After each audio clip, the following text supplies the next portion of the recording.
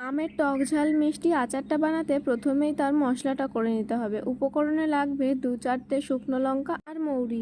এবার এটাকে ভালো করে নাড়াচাড়া করে যখন এরকম লাল লাল হয়ে যাবে সেটাকে শিলনোড়া বা যে কোনো জিনিসে বেটে মিহি করে নিতে হবে। এবার কাঁচা আমটাকে প্রথমেই নুন হলুদ মাখিয়ে এইভাবে কেটে রোদে দিয়ে দিতে হবে 2 ঘন্টার জন্য। তারপরে এইভাবে হলুদ জলটা নিংড়ে চলে যাবে। আর এইবার করতে হবে আচারটা।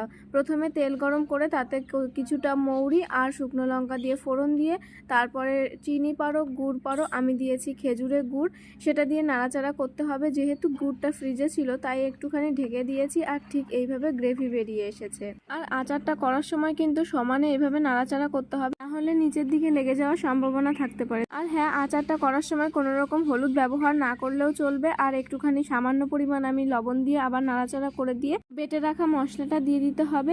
আমের টক ঝাল মিষ্টি আচার কিন্তু রেডি, তোমরাও একবার ট্রাই করতে পারো। বাই।